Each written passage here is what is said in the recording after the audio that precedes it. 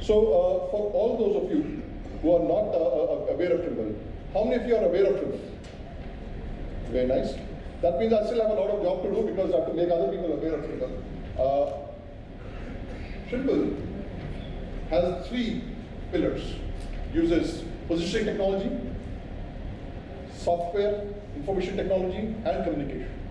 All our solutions are designed around these 3 pillars. Trimble started off as a sensor manufacturer, the first commercial manufacturer of GPS in the world. And from that, it has moved into a totally different entity in the sense we are addressing solutions for various workflows, helping out various segments of the economy. And our theme is transforming the way the world works. In a nutshell, this is what Trimble is. It's approximately a $3.2 billion company, and since earlier this year, it's part of the S&P 500 on NASDAQ. We invest a lot in core R&D, huge amount of investment. Total in excess of about 12,000 people across the world, out of which more than 10% of Trimble is located in India today. So India is contributing in a great way in terms of giving inputs in terms of development, in terms of support, in terms of sales as well, to Trimble as a whole. Our core business franchises are agriculture. We are possibly the largest precision agriculture solution provider in the world. Buildings for vertical solutions, as we call it, civil engineering, construction, geospatial, as well as transportation logistics. So Trimble is not just a sensor GPS manufacturer, as many of you may be aware of. We are much more than that. These are some of the emerging sectors that we are involved with, and rail, environmental waste, water utilities, etc. These are growing emerging sectors, as we call it amongst. So spatial data, as my predecessor speakers have mentioned, is very relevant in every industry today. This is just a small subset of where geospatial has a presence. You name it, and you're present. A lot of you won't even know that many of your telephone exchanges, they have time synchronization done by Trimble. Many of your phones, they have a Trimble chip inside. Many of your ATMs for synchronization, your banking transactions, have a timing solution provided by Trimble. So knowingly or unknowingly, there's a part of geospatial technology and Trimble are part of all our lives. All your Maruti, a lot of your Maruti vehicles which are dropped all across the country, well, the trucks carry a Trimble solution on board for tracking.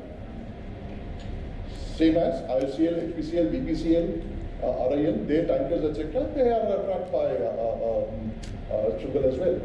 So geospatial technology is touching all our lives.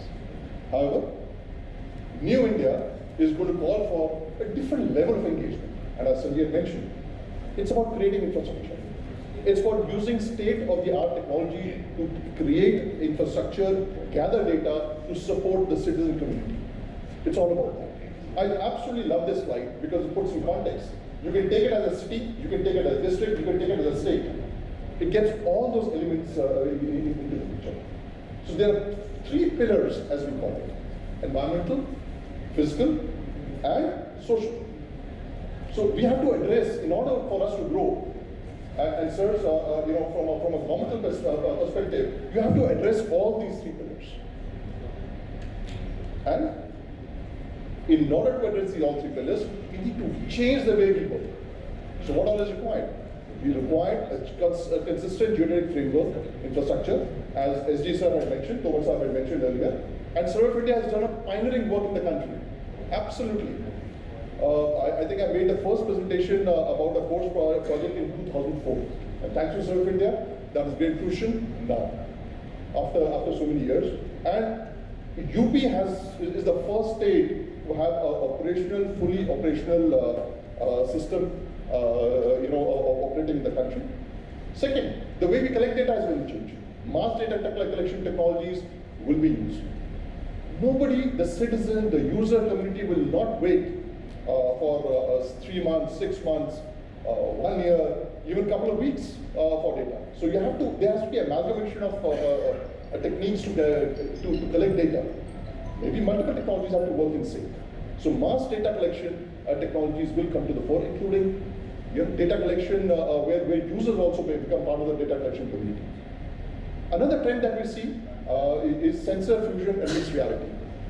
Today it might seem like science fiction to all of us, but this is the future. Let me go back a little bit.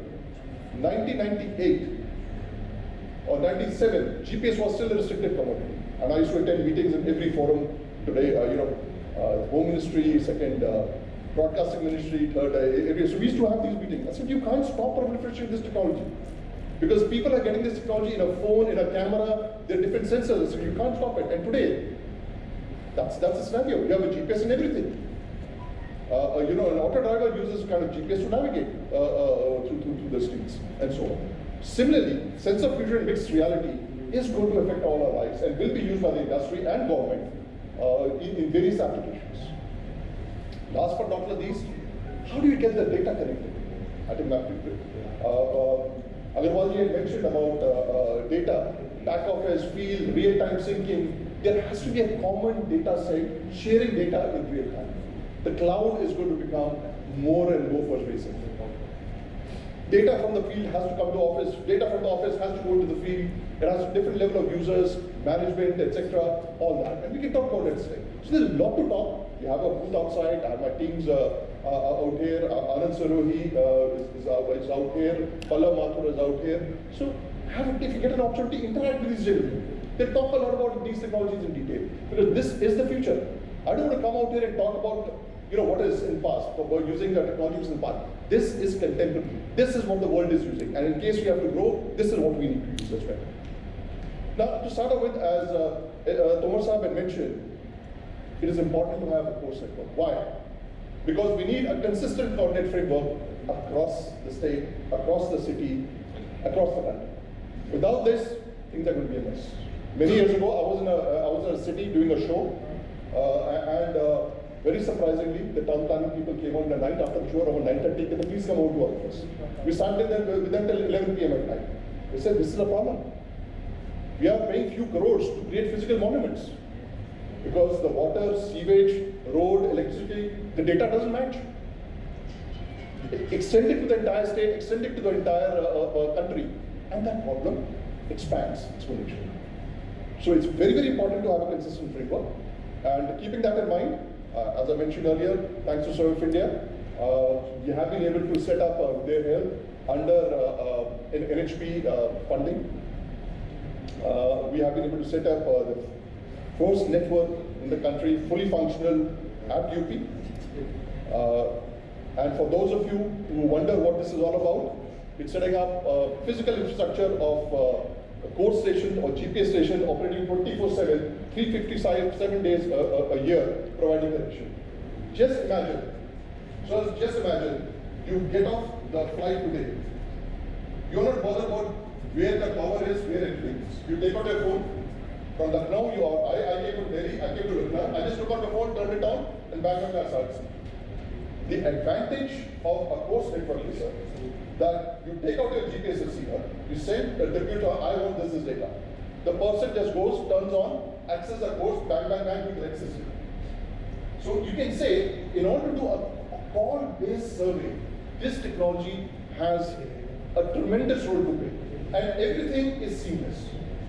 If everyone is using this particular framework, then there's no overlap of data. There's no mismanagement of data. There's a concept that, okay, whether the control work was done properly or not. So extremely important element. There are many benefits of the course technology, and I'll expand on it in the second section.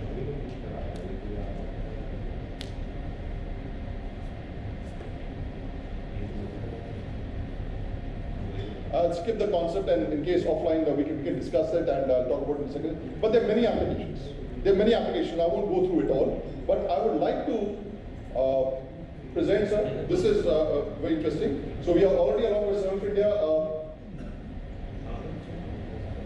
we are already setting up the network. We already set up the network in UP, and this is just a map. This is a sensor map of where all the core stations are working, and the data is coming in a centralized location. There are 62 stations in UP, covering entire UP. It can be used with SurveyOf India's assistance. All of you can use this data for data collection.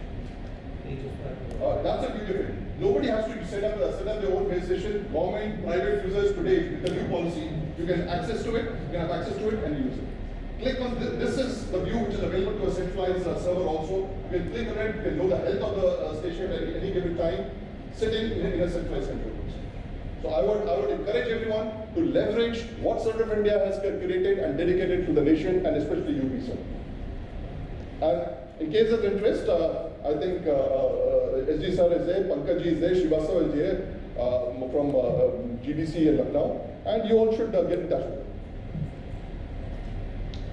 As part of the project, we have executed 73 state post stations in Uttar Pradesh and Uttarakhand. And I'm pleased to say that we are in the process of establishing our 126 course installation in Haryana, Punjab, Rajasthan, and Himachal, and 90 course stations in the state of Madhya Pradesh. So we'll have a seamless network mapping to this entire section. And this is the site you can go to and take a look at the sensor map and then interface with Serve of India as well. Trimble has, across the world, has supported smart governance from planning, design, building, operating, maintenance, data capture technologies, and multiple technologies. So we can always discuss. In various forums, various capacities, one-to-one. As I mentioned, this is just a small tailor what we can do. Point to be noted, sir. Please leverage the geotech infrastructure that's been created and dedicated to you. Change is going to happen. It's already happened. I had this point from a couple of years ago, but now it is reality. Change has happened within government and private sector, and you have to use contemporary technologies now.